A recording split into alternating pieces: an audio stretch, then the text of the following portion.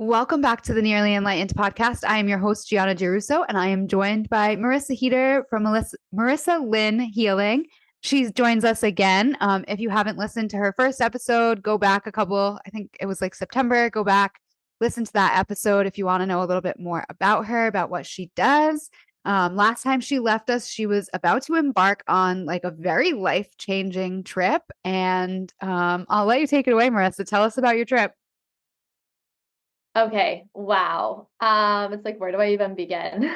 Yeah, so I went to the in-person training for sexological bodywork and somatic sex education in Australia. And so my travel journeys actually led me to go to Hawaii first and spend some time with a beautiful goddess that I am friends with. And it was a rekindling of our friendship, and we did so much magic. And Hawaii is its own entire portal that I feel like I need to go back to. Um, and I kind of did that to break up the flight to Australia. I know, because that is like a full, like 24-hour, especially from where we are, like more on, like towards the eastern coast of the United States. That's a big trip. Yeah, I highly recommend if you are going to Australia to like look into flying to Hawaii first because it actually saved me so much money. Which is ridiculous, like that it was cheaper for me to go to Hawaii for a few days than to just like fly straight. And like, how Um, awesome is that? You got a little vacation too. exactly.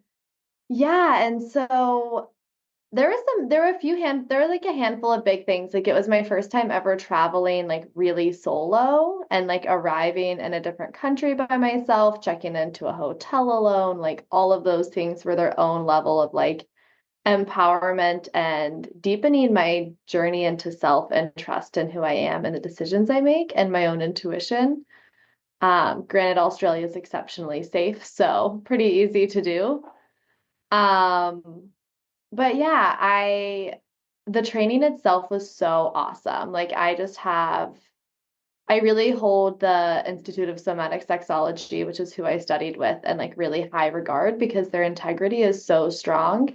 And especially when we're working in the realms of sexuality and tantra, everyone has kind of heard the horror stories of, you know, people not having solid boundaries, I guess I should say, or facilitators not holding strong boundaries. And the mentors and the teachers that I worked with kind of joke that they're like teaching themselves into celibacy because the ethics are so strong around like what you can and cannot do and like the level of appropriateness, which I just love actually, because it's just like it just creates such a container of safety. Like when I arrived and like our, beginning like introduction is all of us like eye gazing and moving around the room and like connecting to each person and breathing together. And then we're going into like ethics and professionalism and the board of like professionalism that they're under, which is incredible. And then also the fact that our very first initial thing that we did there was a welcome to country with the Aboriginal people. So the Aboriginal people who were like on this land actually welcomed us in this beautiful like ceremony. And so it's just like the weaving that that training held of like still allowing the spiritual component in while it not being maybe necessarily the main focus. Like the main focus is being trauma informed and it's educational and it's like an actual training versus like, one of the things that they said is you're not really like here for your experience. Like you're having an experience always, but you're actually here to learn and to be informed and to be able to teach. Um, and we had like small groups every single day where it was just like normalized to be like, okay, what do you need in this moment? Do you need to talk? Do you need to be held? What type of touch would be supportive for you right now in your nervous system? And like leaning into like, oh, actually be really nice if someone just like played with my hair. And because we're all in this like really under these like same ethics and like no one's sleeping together and things like that, it created this level of connection to where we could connect platonically but intimately. And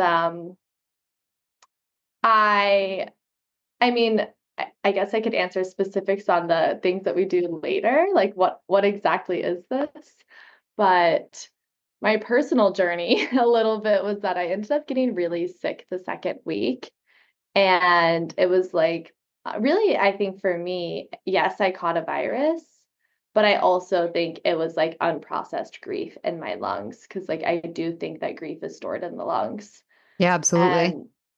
And yeah, and And I sometimes when had we get sick like that, it really is energetic. And when you unlock that energetic component, like it speeds up the healing process. I've noticed that in my own healing journey. Like when I was 27, I like never really get sick, but I was sick for over a month and I literally could not kick it. And it was something that I was moving through energetically. Like it wasn't physical. I went and had all the blood work done. Like I was like, why am I so sick? But once I unlocked those energetic components, everything shifted. And it's almost like your DNA is being recoded.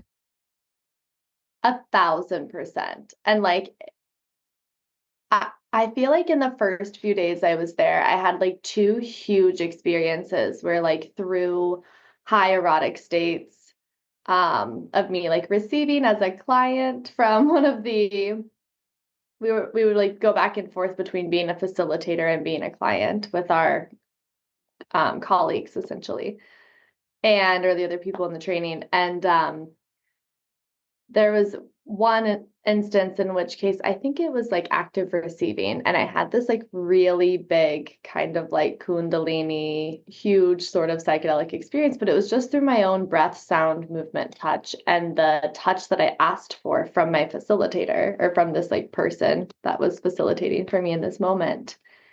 And so I know that that like started opening up a lot of energy. And then the other instance happened, and it was actually like a full circle thing from a psychedelic journey years ago that like, which is why I always think it's so interesting how long it can take us to integrate medicine, because I literally had the psychedelic journey like 4 years ago, and it was like this trip and this moment through embodiment specifically that the psychedelic trip actually finally made sense 4 years later.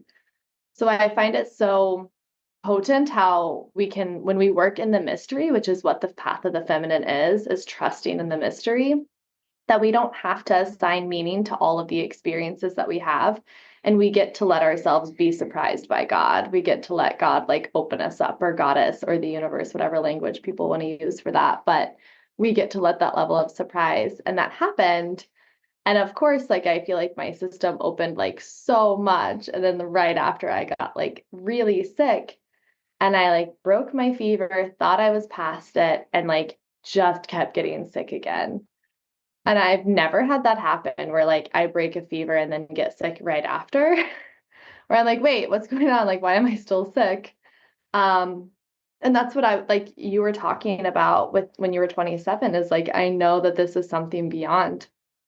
And I'd mentioned my brother and grief on this last podcast. And so it's so interesting that that's the story that's come up as soon as we start talking, is I realized that I actually was fully afraid to let go because I'd had this instance when I did fully release a lot of trauma, and then the next day his like accident happened. And I I basically came to a point when I was like, I don't actually have to release if I don't want to. Which is like sovereignty. Like I don't have to. I can grip onto this as long as I desire to. And I trust that like if I do let go, no matter what happens, it's like in greatest alignment. And I actually had, this is like so woo-woo, but I actually had like a connection to my brother's soul. Like I could like hear his voice. And he's still alive. He's just like in this like in between all the time. So his cognition is very low. Um, but I feel like his spirit really travels. And I like had him basically tell me like if I hadn't done that release, I wouldn't have been able to, because it was forgiving him for so much. When his accident happened, I wouldn't have been able to do the magic and the rituals that he led me through that allowed us to kind of stay in this unit. And it was part of like my karmic path and his karmic path and our path together. Um, And so interestingly, he comes while I'm sick and I like feel him basically like let it go, like let all of this grief out. And it was like probably 3 nights in a row. I just had like tons of sobbing. And on the third night, finally like let everything go And that's in really this hard to have process. experience like that, being so far away from home, like not having your people around. Like that's a really hard thing to go through. That's like the ultimate surrender, right? Like you just have to move through those uncomfortable feelings. Like there's no pushing it down at that point. Like you just have to move through that. Oh, 1,000%. And like I was so supported by the people in the group. And I think that there was an element of them not knowing me so well that they could hold me in such a beautiful way because they were just completely in beautiful service, which was so cool. And interestingly, I actually had a piece of a song bowl that I played for my brother after his accident all the time, and that song bowl had broke, and I had pieces of it with me. And so I like did a ritual by a creek because he loves fishing in this like forest. And it just, as soon as I like let everything go, I instantly looked so much better. Like I felt so much better. All of my health like came back. And it was so wild to hold like learning during the day and then having to care for my body and being humbled so deeply because I went into the training like I've got this. I've been studying in this type of work, just like more in a lineage tradition for 6 years. Like now I'm just getting the sciencey side and the Western side, and like this is going to be great. And to be like, actually, I'm completely humbled is like far as I can be. Just as soon as we think we know something, Spirit's like, I have a way deeper level for you to learn. And it ended up being like so crazy. Just I was joking that I went from church camp to sex camp because the style of the training reminded me of church camp. That is Like so funny. just like the way that like things were set up. I was like, "Oh my gosh, this is hysterical." I've really come full circle in my life. The people I was with were so cool. It was so inspiring to be in a place where everything is so accepted. And there were definitely like certain things like my own judgments and limitations that I had to work through. And as far as getting sick, like I definitely took more Western medicine than I ever do because I just didn't have access to anything else. And like the humility of me always kind of judging ibuprofen or judging these other things that I like rarely interact with anymore. And then being like, actually, I'm really grateful for Western medicine right now. Like, thank you so much to science and Western medicine in this moment because I am in a rainforest in a foreign country. And without it, I would not be where I'm at. And to get through, like, if anyone's been through any kind of certification process, it is grueling. Like, especially because you're taking in all of this new information, your brain is like completely on overdrive. Like, we used to joke all the time when we were going through like the booty yoga trainings, like, by the end of the day, your brain is mashed potatoes. Like, you are like, I possibly could not take in another, like, minuscule amount of information. Like, my brain is going to start oozing out of my ears. Yeah, it was really intense. And other people had also gotten sick. So we had this like cuddle puddle in the back of the room, which turned into like a sick puddle, basically, of just like everyone who's sick just laying on the squishy stuff and like, and then also moving through as much of the embodiment portion as our bodies could and the way that they could, and doing as much hands-on body work as possible. But yeah, most of the days were like, we'd breakfast was 7:30. We'd be starting at 8:55 and going until we'd have like breaks in between, but there are plenty of days that we wouldn't end until like 8 or 9 p.m. for like 2 weeks. And I was really sick for probably 3 days in that, and then like somewhat sick for six. So it was manageable, and there was one day that we had a full rest day, so that was nice. Um, And then Eric came, and I got better right before my husband and my beloved arrived in the country.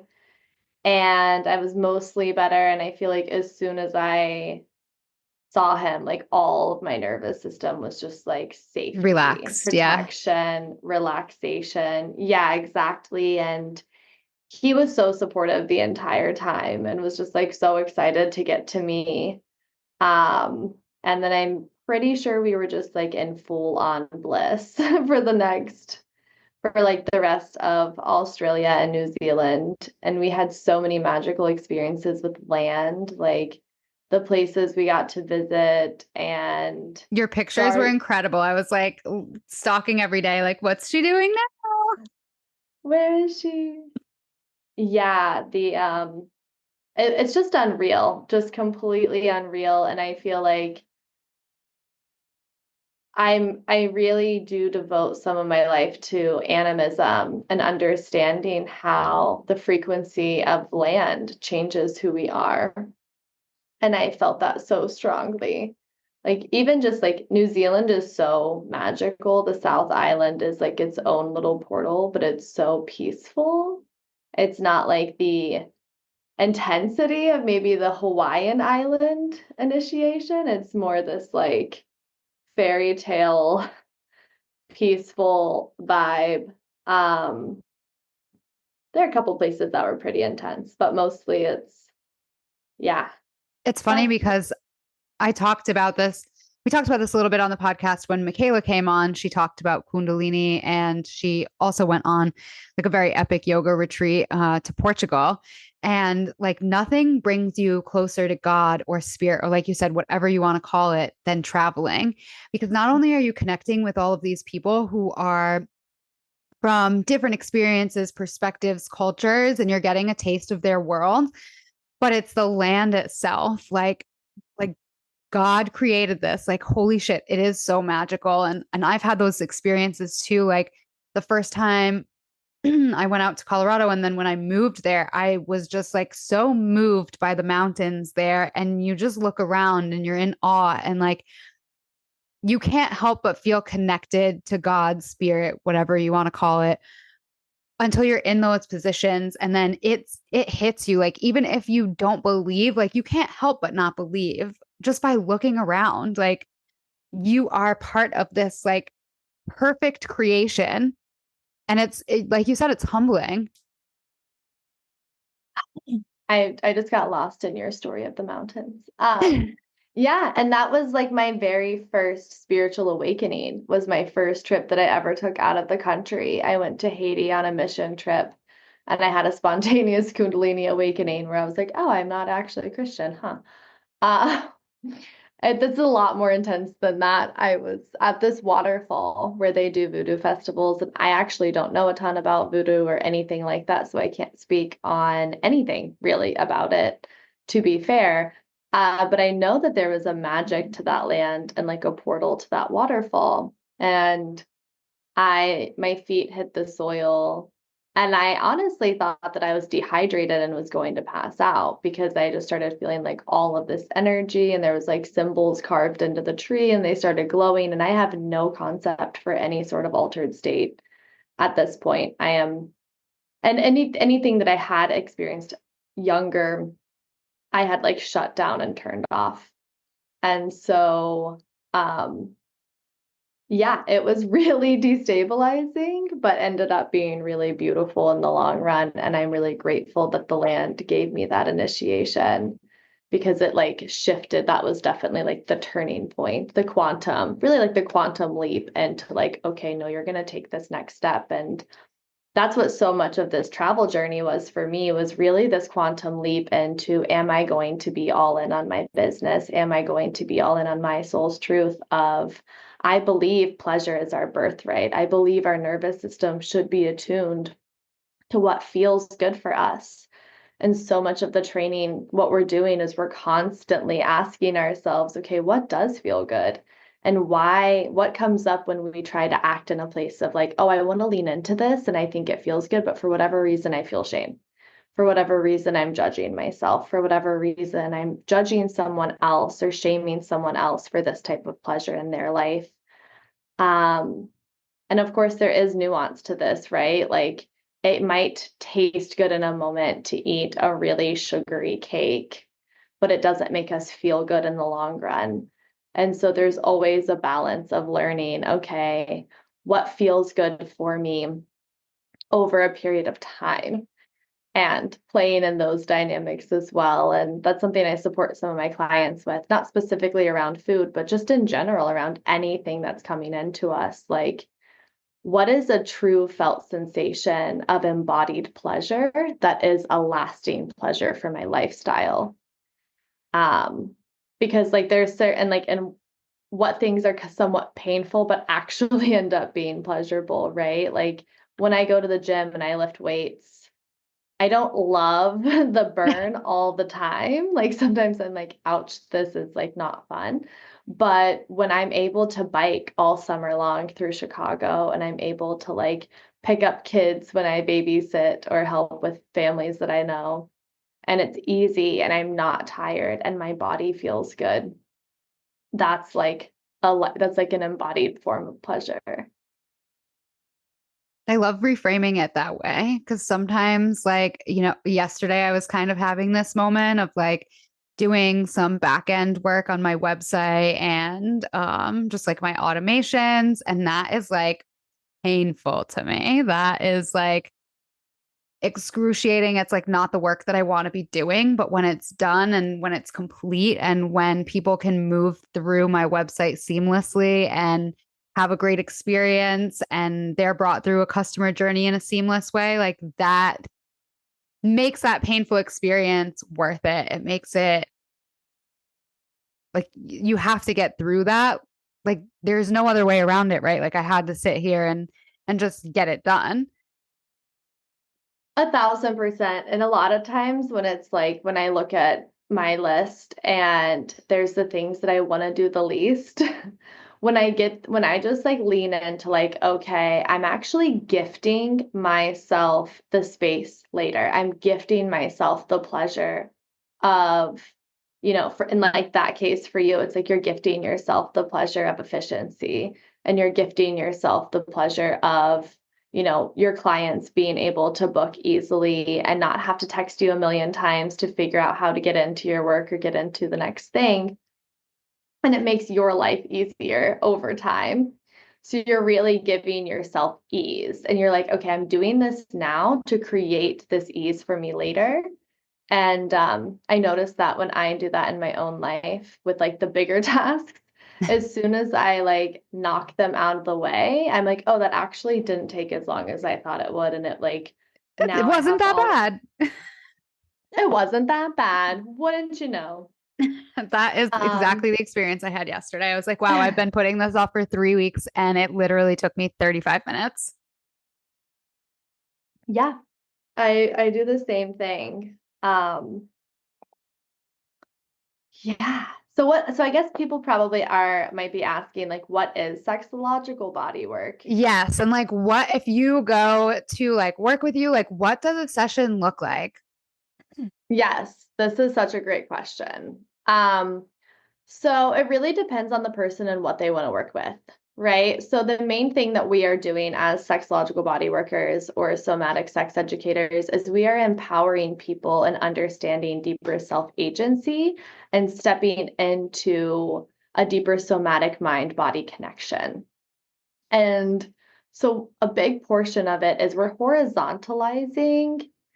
the horizontalizing pleasure in the body. And so it's not excluding genitals as a place of, it's not hyper focusing or excluding genitals, if that makes sense. So it really depends on what a person comes to me with. If someone comes to me with an issue, such as like we can work on issues, which I kind of hate that languaging, but we can work on like blocks that are coming up for them around erotic energy or sexual energy in their life, such as lack of arousal or some women feel like they have an inability to orgasm or they've never had that experience of orgasm. What we can do is we can start to work with, pleasure scales and pleasure mapping. And so if someone came to me with lack of arousal, we're going to start working with breath and mind connection first to see like, okay, where might we be numbing somatically in the body? And then working with finding like, okay, what is it like? How aroused am I touching my forehead versus like my big toe? And we start to map the entire body on what feels good and what doesn't feel good, because a lot of times when people are struggling with certain issues, especially around like lack of arousal or inability to orgasm, they're doing the same type of touch the same way every time. So clearly, if you're doing the same thing every time and you're not getting the result you want, there's got to be a change. And so we're really focusing on bringing the whole body in.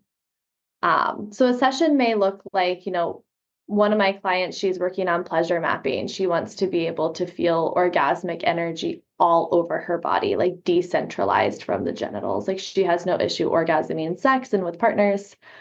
And so what that looks like is, mapping pleasure throughout the entire body. So it's hands-on touch everywhere. And yes, I do work with the vulva at times, but hands-on touch throughout the entire body and finding in that space, okay, what feels good and where, and moving into those places of, oh, actually, like the backs of the knees are highly erotic.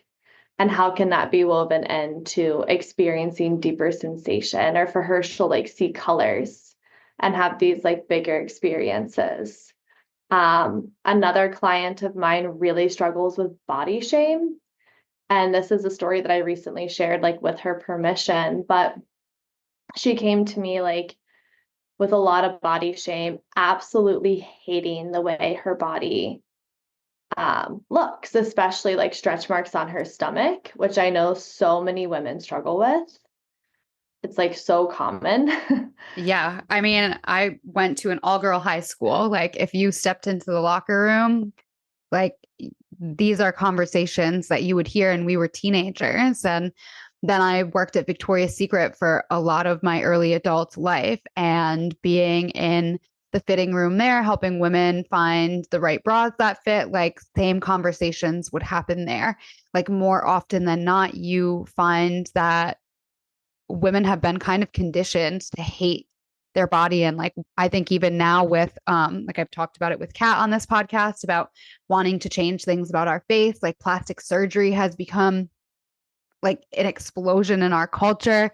Just like, oh well, if you don't like it, just like suck it out, tuck it, inject it. Like we're literally being conditioned to hate the way that we are, down to like filters on our phone. Like we're distorting the way that we see ourselves. So like of course, like we're always looking at ourselves through these like portrait filters that make us look absolutely perfect. And then when we look in a mirror that doesn't have those capabilities, it's like, oh, I actually fucking hate myself. 1,000%. And it's, I always tell people, I'm like, any sort of body modification that you make, whether it's plastic surgery to braces to whatever the thing, whether it's a health or an aesthetic reason, I tell people like, spend a lot of time and embodiment and asking your body, is this really the right choice for me? What is the intention behind this? What is this going to lead me to? Um, because there's so many possible things, like, and understanding the risks of that, understanding what goes into implants, understanding the possible risks of surgery, and the possibility that you may feel the exact same way post surgery or even worse. Or maybe it's better. Maybe it is you have this one thing that you've always wanted, bigger boobs, whatever it is. And this surgery does give you that empowerment and does give you that confidence. Like, I don't know. I don't know people's journeys. And also, I know that regardless, we should be falling in love with our bodies no matter what. And we should be accepting and falling in love with how we are as is, and making any sort of decision based on a place of love and not a place of, you're not enough, I need to fix you, I need to solve you. And yeah, so like this client, she came to me with that, and we actually worked with an undressing ritual, which is really fun. And so no mirrors because mirrors could be really triggering. And so we worked with like dropping in with breath and sound and like finding where her safe space was and her understanding where in your body do you organically feel safe. And for her, she was like, when I close my eyes, like I love my energy. Like I love how I feel in me, like eyes closed, no external world. Like I love me inside. And I was like, amazing. So this is like where we're going to return over and over. And I believe it was in her first session, she would take off a piece of maybe like jewelry. And we're slowing it down so much that like each earring, it's like, okay, slowly take it off. Notice how it feels like coming out of the ear. Notice the sound of the beads when they're like in your hand. Noticing each like bracelet coming off and like doing it so slow that you can actually somatically connect to every sense while it's happening. Because so often when we take things off, we're literally just like, I'm just going to pull it off really quickly, just take my clothes off, get into the next phase. Um, and so she, moving through it slowly and then also moving through it quickly. Like, what does it feel like to rip one off your hands and like noticing the energetics of that? Um, and sorry, I feel like my cat is meowing in the background. No, it's okay. I don't know if you could hear before, but my cats were like straight up brawling. That is so funny. Cats are insane. But yeah, so she eventually, she got to a place of taking off and she would ask me to like turn away. So we played a lot with like the difference of what it feels like to take something off and to be witnessed versus taking something off and being in that safe space, noticing how does it feel with eyes closed, eyes open. I'm going to be facing away. Now ask like whenever she would ask me to view her, what does it feel like to have my gaze on her? Where does she want my gaze to be? And like, even for so many women, having the power to ask for these things and to actually like be like assertive about it, right? Because that was another thing that came up in the next session that I'll talk about in a minute is like, we so often won't ask for what we want. We so often will be like, if you want to, if you want to, you can turn and look at me versus I want you to witness me. And like we've been conditioned and programmed to never actually fully speak what we want and what we desire. And instead, we do all of these like background ways of like, if you want to, maybe you could, instead of just saying, I want you to. And so when she got to her stomach, which I actually kept my back turned the entire time for that, because that was what was safest in her body. And I would slow down when she would ask me and be like, okay, what does your body say? Like your mind is quick to say, do this or do that, but what does your body really want right now? And she was in a closed eye state, feeling her stomach. And with her eyes closed, after being in this sort of like meditative space of somatic connection, she started laughing, touching her stomach. And she was like, I actually think it's like so fun, the sensory like connection and difference as she's moving really slowly, touching different areas of her stomach, of the different texture of the stretch marks versus the regular smooth skin. And like she was like, it actually feels so fun. Like I love the way this feels. And she was just kind of lost for a few minutes, like exploring her stomach in this place of joy. And so when she opens her eyes, she's like, oh, but when I open my eyes and look at it, once again, I hate it. And I'm like, okay, well, let's slow that down. Like your felt sensation, your true embodied sense was, I love the way my stomach feels. And the belief of I hate my stomach, that's not your belief at all. That's not actually your belief. Because when you're in your inner space, when you're connected to that soul space that we dropped in with, that energy that you love that feels true to you, that's your truth, is I love my stomach. The other belief, that's society, that's your family, that's other people that have told you over time that for whatever reason, this is wrong. And you could just like see the shift in her energy and like the transformation. And she was like, I've like, even since she's loved it so much. And our next step was her actually asking me to like undress her and like take different things off in our next session. So it'd be really slow and working with the different energetics. And really in that, it was like her learning to ask for what she wanted, learning to ask and like how to use her voice. So these are a couple of client sessions. That's such powerful work. And I really have to like just celebrate you for a moment because that is such an intimate space. And we have kind of like convoluted intimacy to think it's like this sexual, it's like intimacy is always this sexual thing between two or, you know, whatever people, but like intimacy doesn't have to be like just that. Oh, 1,000%. I mean, intimacy, if you break it down, means into me, I see. So I'm just supporting people and seeing deeper into themselves. If erotic energy arises, it's okay, but it's not like a relational thing between us. They're in their own space, having their own experience and discovering and learning about their own body and what it's capable of. They're really pushing the boundaries of like, oh, what more could I possibly experience in my body? Like, you know, so many boundaries I hold in place. Like I'm fully clothed during every session I have with clients. I wear gloves when touching them, like various things like that. Like there's definitely that professionalism in the same way that if someone was working with a medical professional and the patient was in a place of nudity, the medical professional would be clothed, or a massage therapist is clothed.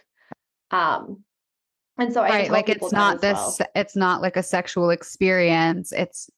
You're holding space for their experience to shift, like you had with that client, like to shift the whole way that they view themselves. Exactly. The whole way they view themselves, their whole ability to experience their body. Um, There's actually a really fun show on Netflix if people get really curious called Sex, Love, and Goop, and it goes directly into the work that I do. And very similar work or like complementary work. So if anyone really wants to watch some client sessions, you can go on Netflix and find it. So who would it be for? It would be for really any person who wants to expand pleasure in their life or shift belief systems around their body or around erotic energy in general. I mean, my husband and I, we we're considering booking some sessions just for our relationship to even like up level to the next place because we've been practicing tantra for a handful of years and we're like, oh wow, there's even so many other places we could go. And with just a little bit of guidance or a little bit of direction on someone saying like, oh, Marissa actually has some core erotic themes here. Eric's core erotic themes are here. And having that outside perspective where we may not be able to communicate or see it, they can have that perspective and then be like, if you guys tried these set of things together, you would be able to really maximize your connection, which I think is super powerful. So it works for couples, it works for individuals, it works for people. You know, my training is trauma informed. That being said, like we're not intentionally trying to go into trauma, but if trauma arises, it can be really potent to hold someone through that release. And then ideally, if someone has a history of trauma, they've already been working with a therapist or working with someone um, with that. And it's like a complimentary service for that. It's so interesting to me. Yeah, I mean, like we do so much with like a whole wheel of consent and so many like finding out the different ways that we don't even understand consent with our own bodies, let alone how to have consent with other people or the back and forth of like, oh, I thought that I was like in service to this person, but I'm actually accepting energy from them. And like knowing how to move into like who is this for and what is the dynamic. Like one of the things we talked about that stood out to me because so many people do this all the time is like tolerance is not consent. If we're tolerating something, we're not in consent. If I'm tolerating a job, I'm not consenting to this. If I'm tolerating anything, like that is my nervous system and my body bracing. I'm literally teaching my body that it's not okay. And I'm putting my body in a situation of being outside of consent while I tolerate through this experience. So cue the Taylor Swift song, Tolerate It. Um, You know, we love her here. we know we love her. I get to go to her concert in 2 weeks. I can't wait. Oh my God, that's so exciting. I'll tell you all about it later. But yeah, so it's like instead, like I could view doing the dishes as tolerating it. But if I have a mindset of I have a willingness to support my house, I have a willingness to do that. There's a big difference between tolerating and being willing to do something. And it's completely a felt sensation. As soon as I notice that I'm just tolerating something, it's the way that my pelvic floor is clenching, that my hands are like this, that my mind is angry, that my jaw is tight. All of that is me bracing, and my body is holding that information as like literally screaming, help me, instead of, oh, I'm actually like, even though I don't love doing the dishes, I can like put on the Nearly Enlightened podcast and, be like moving through the dishes because I have a willingness for it. It's not like I'm in a full fuck yes, I am just dying and so turned on to do my dishes. But I'm more like, all right, I'm going to get it done. I'm willing to do this. My husband made an incredible meal. I feel like I feel useful. I have purpose. Yeah, I think it's important to reframe those things. And it goes back to like what I was saying about yesterday. It's like I could have had like 100 bad things to say about my time on the computer and like framed it very negatively, but instead like reframing it as like creating this space for myself. 1,000%. And so much of what we're doing is we're creating reframes somatically so that people are coming to those reframes on their own through a felt sensation in their body. If it's, oh, I don't have the ability to orgasm, it's like you actually probably do have the ability to orgasm. Let's work with like different types of strokes, different types of tools, different types of full body connection. Because especially for a lot of women, like it actually, like we have just as much engorgeable tissue as men. Women just don't know this. And it takes 30 to 40 minutes typically for that engorgement to happen, whereas men, it happens in like 2 or less. And so it really is that slowing down and connecting to like, oh, what does feel good for me? Because I think so many people think that orgasm is like a sneeze of an experience. That is such a good And way to put it. like, yeah, like my mentor said that, people at my training said that. I love how this like analogy gets thrown around in this world. Is it's Have you, like, have you ever read Pussy a Reclamation by Regina Thomas Shore? yes, I So, love that book. so she talks about extended massive orgasm. And Yeah. I forget his name, but the doctor and his wife who like kind of have coined these terms and like do this work. And she talks about how she had a 6 hour orgasm. And like that is possible for every woman. When I read that book for the first time, which now that was going back to like, I want to say I read that in like 2017. It literally blew my mind. Like if every woman should be given this book at puberty and be like, here you go. I love the like beginning of that book when she's like, I couldn't have found God in a church. I found her between my legs Yes. or something like that. I was like, Yes. literally my entire life anthem. And yeah, that's entirely possible. And like what we call that as somatic sex educators and sexological body workers is expanding orgasmicity. So somebody could come onto my table and what they really want to do is they want their orgasm to be beyond a sneeze of a moment.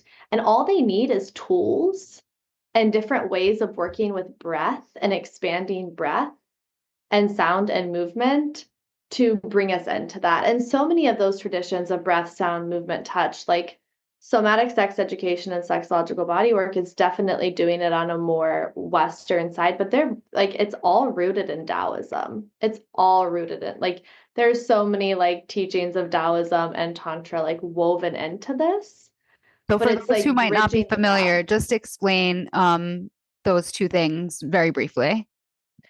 I would say that they are Eastern spiritual traditions that work with allowing sexual energy to take one to a higher state of consciousness or to reach into divinity through erotic states. And so somatic sex education and sexological bodywork, that's not necessarily the goal, but some of the practices that were taught in those traditions are woven in and a way of showing it through neuroscience and how our bodies are these incredible experiences. And that's like where Kundalini kind of comes from as well, is like these types of traditions. Um, Sort of. But yeah, that would be too long of a podcast. I'm keeping it brief, keeping I it know brief. you literally could be studying this for like years and years and years.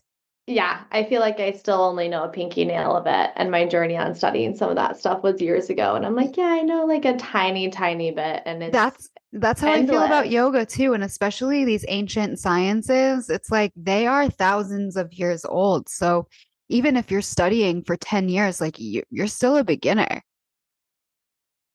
1,000%. We're all just walking each other Yep, yeah. along and just like, oh, this person knows a little bit more than me. I'm going to spend time with them for a while. Or they know something in a different way than I do, or a different modality. Um, or they have a different comprehension of it in a way that can expand my awareness. Danica, who has been on the podcast, she was a yoga teacher of mine, and then we just became friends. But when she led our first weekend in teacher training, she said, "I'm not an expert, but I'm a pretty good guide." And I was like I need to learn from her because having that awareness, like if a teacher or guru or practitioner or healer you're working with like claims to know it all, like run in the other fucking direction. Like run as fast as you can away because like no one has it all figured out. And even like you said, you get to these places in spirit and you're like, oh, I'm doing so good. And spirit's like, hold my beer, like watch this lesson.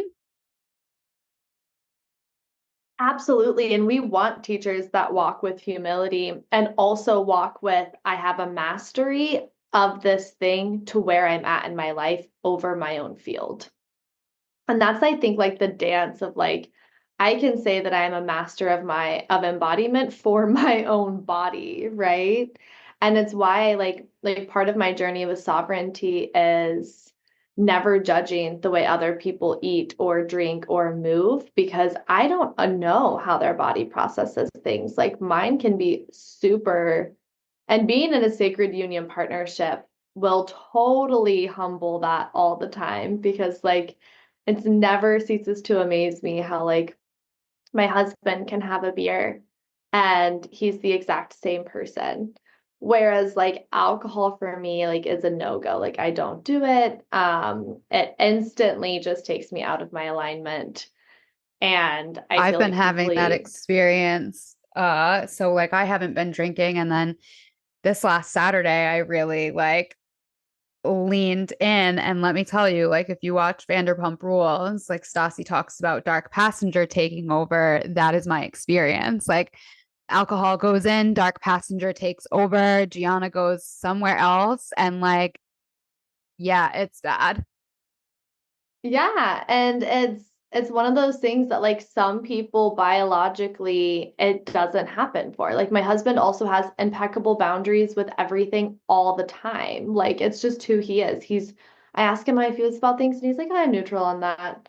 Like it's just like I'm like, do you want to do this? No. Like just like so quickly to like know who he is and what he wants and where he's going and hold that. And so I feel like for him, and it's also, ancestral, right? Like he has a family who, for a very long time, has had a healthy relationship with working with alcohol in a way. Whereas my family only worked with it in like mass addiction and disassociation. And his family was like, oh, it's just like a social thing we do sometimes. So it's interesting to for like me as a person who's in a sacred union to be like, all right, he doesn't have an issue with this and I'm just projecting this. And instead of being like, so anyways, yeah, it's the dance of partnership is its own journey and something that is so powerful and sacred because what you start to learn when you really in long-term committed relationships is how instead of judging what the partner is doing, like becoming really curious. Like I always tell people, like if your partner's into something that you're like not interested in, or it's outside of your box or something like that, like just get really curious about what they're into and see what unfolds for you, even if you don't do it or like, because I don't believe in compromise. I tell all of my couples, like, I don't believe in compromise. So this is If actually one of the questions that came up. So we asked Instagram yesterday if there were any questions, and a few people actually had like the same variation of this one question. So I'll get into it. So because it's very aligned with what you're saying now. So it said in the last podcast, you said something along the lines of like, you don't believe in sacrifice and compromise when it comes in a relationship. So how do you work through conflict in a healthy and constructive way if you're not compromising or sacrificing? I thought that was a really yes, good question. I love this question. Thank you to the person who asked because this is one of my absolute favorite things to talk about. Um, I mean, so much of it comes back to curiosity, like I was talking about. But what happens is like, okay, so if I really want a pink rug and my husband really wants a blue rug, right? And we're like, you can't have that rug. And so we settle and get a green rug that neither of us fucking like. No, neither of us want a green rug. What we're doing is both of us are actually cutting off a part of ourselves. And then neither person is happy. And then it's just creating resentment. And this is what compromise does, right? Is it starts to create resentment and it starts to create disconnection and distrust with our own selves. Instead, the like what I say would be fun to do is get really curious about the color blue and he gets really curious about the color pink and see what can happen when you come and like these are very minor. I'm talking about a very minor situation here of a rug because that's definitely not as much of a thing, right? And a lot of times, most of the time with something like a rug or where to eat or something like that, there's always like a happy middle or a middle or like a place where it's like, oh, actually that's exciting for both of us.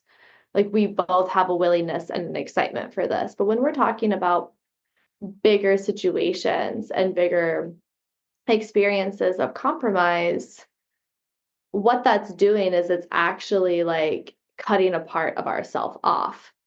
And that starts to create fragmentation. And then there's resentment because it's like, I'm going against the consent of what I want to do or who I am to make this other person happy.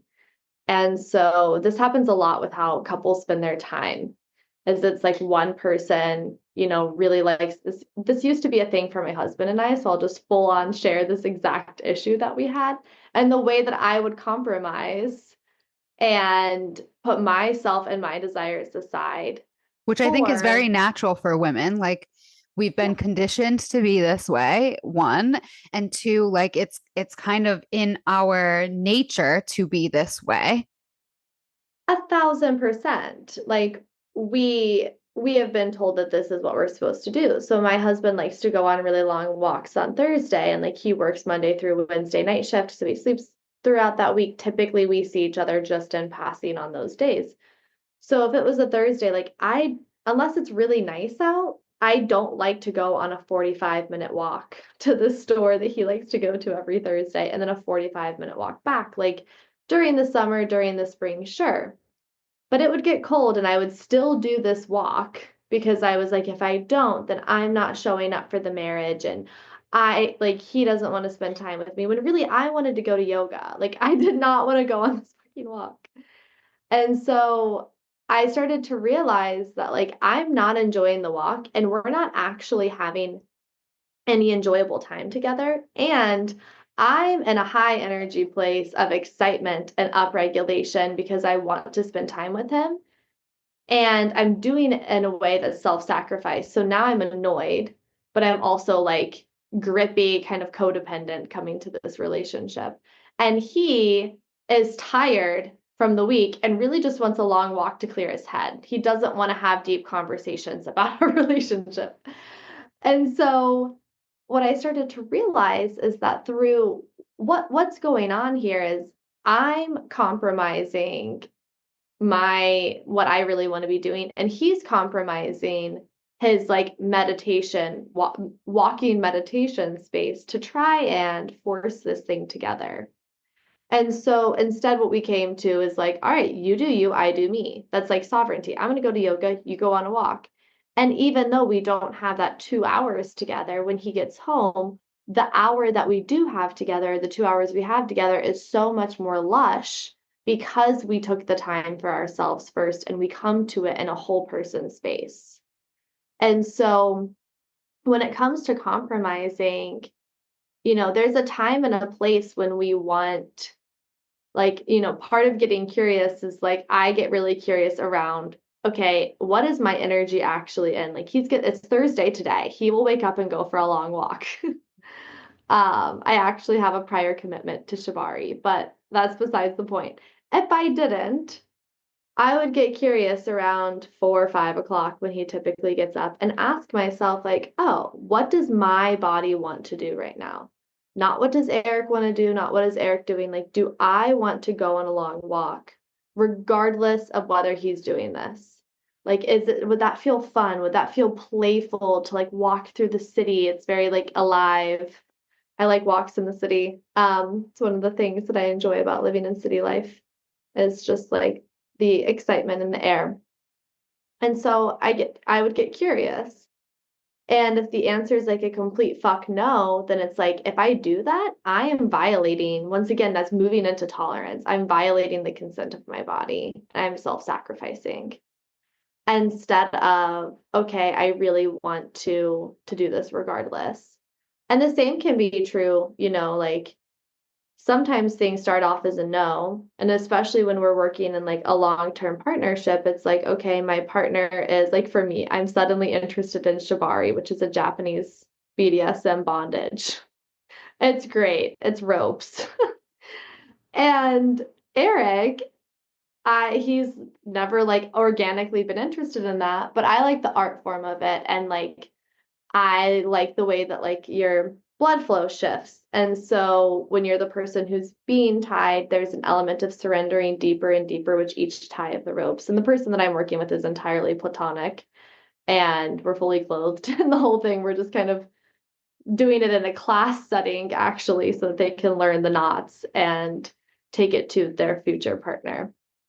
I'm really just a backup person because I have good boundaries and consent. And I can be like, actually, I'm done now. But what ended up happening is I, spoke to Eric and I was like, I'm really interested in this. Like, I think it would be something that would be cool for us to explore like intimately and maybe even erotically one day. Like right now I'm exploring it like in a platonic space, but I think it could be cool to bring in. And so he just started to get curious about it and started to ask the person that I like started to hang out with the person that I'd like done it once with platonically. And then he's like, all right, well, let's look into a class. Like, let's just take a class on it together. And so that's like, becoming interested in and observing what your partner is interested in is really the key of that. Because what we end up doing when we're in a situation of conflict is we are so stuck in what our ego wants that we're not even caring about what our partner is interested in. And sometimes there will be a place of void where it's like we're not in residence and we're not in a solution yet. And that is where actually like holding the energy and holding the tension is so important. It's like he believes this way, I believe this way. Can we hold each other's perspective, get curious about what the other one's interested in without losing my belief, and trusting that we don't have to come to an agreement by the time we go to bed tonight, that we can actually lovingly be like, all right, We're not in agreement with this. We don't have a solution. Let's continue to love each other and to show up intimately and vulnerably and get curious about what could possibly happen. Because 9 times out of 10, maybe one person goes to the other side and gets really interested in the other person's thing, or maybe there's a co-creation between the two. That was the perfect answer. It was kind of long, but Well, I love the last part that you said. It's like you don't have to, and this is something that's like coming up for me. It's like I never want to go to bed mad. I want to talk about the thing to death. I want to come up with a solution. I want a solution right now.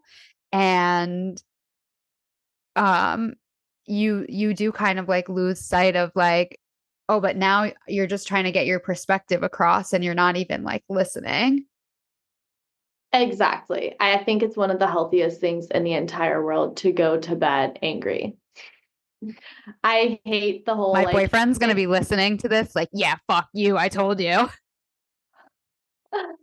I mean, I think, well, the reason I think that is because what we're actually like our nervous systems, if we're in that like high nervous system place of defense, we're not listening. We're Yeah. not actually coming in from the heart. We're just trying to fix and to put a band-aid on something. And in the same way that when we walk in the path of the feminine, we step into the mystery and we step into the void and we want like, a true quantum leap is like, I'm going to take all the safety nets out of my life and I'm going to trust that God, goddess, etc., will provide for me. I'm going to trust that like every step that I take in the mystery is going to be there and I don't have to control and I don't have to grip. The same thing is true in partnership. When we're in a place of conflict and we don't have a resolution, we don't have an answer, the best thing we can do is to be like, all right, we're stepping into the void together. And like that's always what I remind people of is it's not like when you're in conflict, it's not like me versus you. We are in a place together and then we're stepping into a new level of mystery to get and when we step into that mystery and we get to let go of that ego, I need this answer to be right. I need my partner to agree with me on politics. I need my partner to agree with me on healthcare and vaccines and whatever the thing is for our future non-existent children instead of getting curious about, all right, this is where they believe, this is where I believe. What if we trust that in this void, deeper clarity will happen and a deeper truth will come in, and we can find like a place where we can both be validated and heard and get curious about why is that person into that? Why does that person like this or like that? And then we get to be surprised. Like we really get to like let our minds be blown. And I think that that's where, and this is what I say all the time, and sometimes it's easy to say, but hard to practice, is like those uncomfortable feelings, those uncomfortable conversations, or even letting yourself be uncomfortable in the void of no answer yet. It's like that's where real growth and progress happens. 1,000%, like so true. And I you have to be willing to have uncomfortable conversations and sit in the uncomfortability. And like I struggle with that myself years into this relationship is like I still struggle with being like, oh my God, I have to bring this up and I'm so uncomfortable about it and I don't want to share it. And I thought we were doing great and perfect and da da da da da. And it's like that's not true. Like there has to be times that we bring up the uncomfortable. And of course we repeat patterns. Like we repeat patterns to bring new awareness to that experience. Um and so it's so incredibly and then like allowing your partner to show up differently is so huge. It's like as soon as we hold them to a projection of, well, I'm not even going to bring this up to them because they're just going to respond like this, instead of softening, coming to the heart, expressing our feelings, and then letting ourselves see how they respond and being open to a different possibility. Ooh, that's good stuff right there. I needed to hear that probably more than Yeah. anyone on this podcast. I love that. Were there any other questions we didn't get to? There is one other question. So a lot of people are curious, and I think we did touch upon this in the last episode a little bit. But a lot of women want to know like how you schedule or if you work out and schedule through your cycle. Oh, what, like you mean like exercise, Yes, yeah. working out through my cycle? Yep. I love this question. For me and my body personally, on day one and sometimes day two, I tend to not work out. I tend to like really go into deep rest. Um, and then usually on day two or three, I start to do like more restorative yin types of yoga, occasionally a little bit of flow. And then typically by day three, like my body is ready for like a Movement. full yoga flow and movement. And that actually kind of tips it into like letting the blood flow more.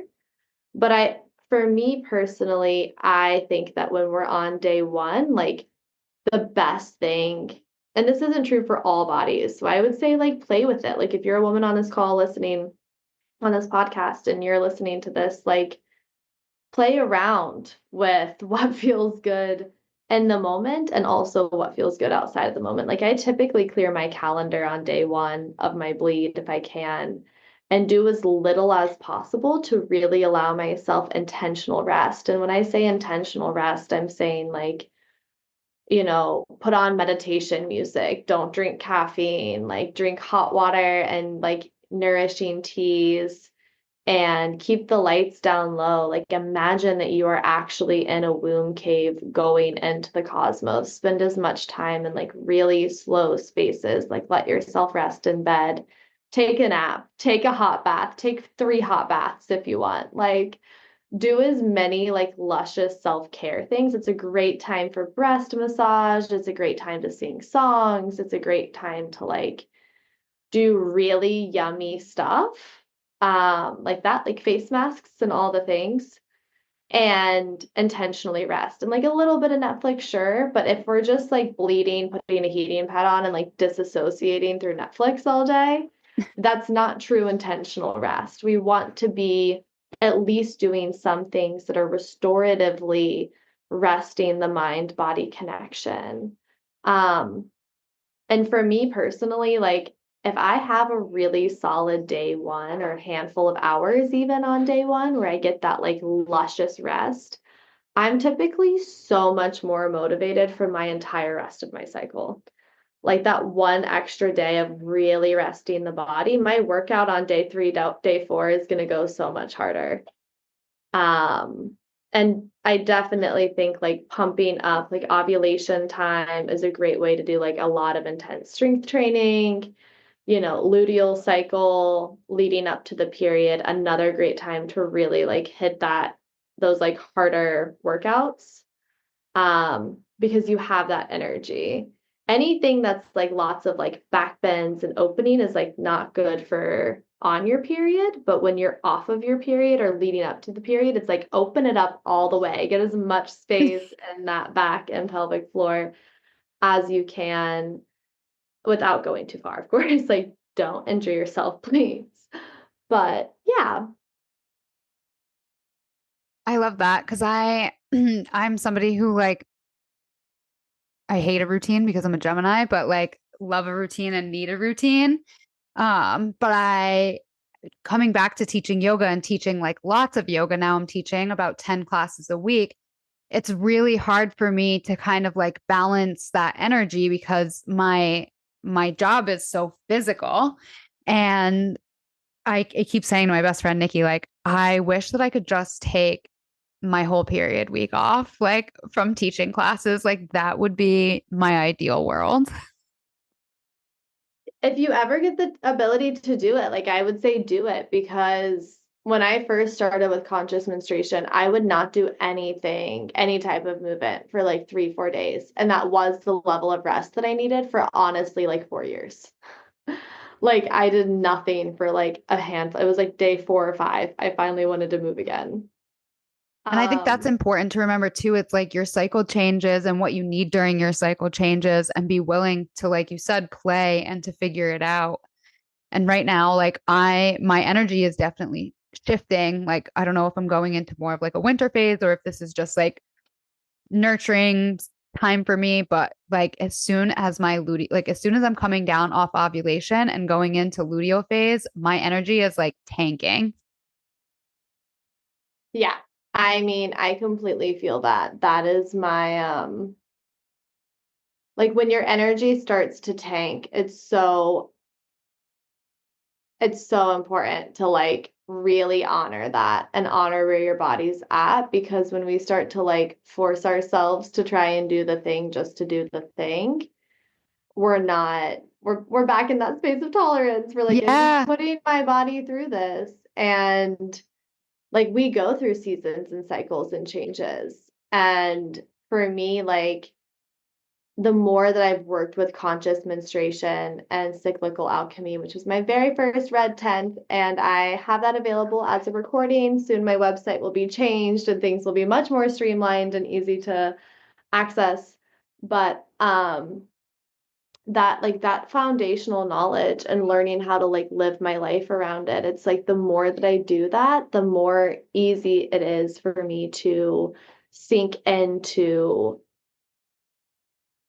being able to get more done, because I listen to my body first, and I really follow like the body leads, the mind follows. And giving myself that rest, like the number of times that I will cancel plans just because I'm like even a few months ago, like I'd booked a workshop, my period came a day early or 2 days earlier than I thought it would. It was a rage workshop, which I thought would be great for luteal somatic rage release workshop. And it ended up coming that day, and I was like, I don't feel rageful. Like I don't want to go like scream and hit things. Like I want to lay on my couch. And so I just didn't go. I like gave my ticket away to someone. Like, here's a $60 ticket to an event. Go have fun. And it's like 2 years ago, maybe 3 years ago, probably 3 or 4 years ago, I probably would have been like, oh, well, I spent money on it. Like, I should just go. Like, it's a spiritual event. I'm probably meant to just lean into the edge and find out. And like, there's a time when we are meant to lean into the edge, but there's also plenty of times when we are forcing our body into doing something we don't want to do. And so that's when we start to question, is this willingness or am I tolerating it?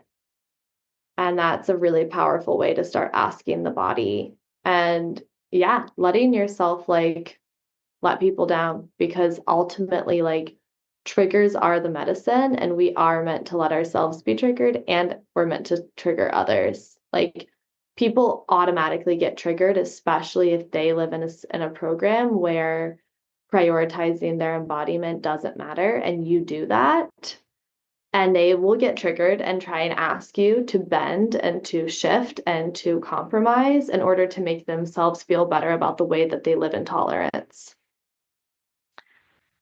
But really, what you're doing is like you're waking them up to what is possible.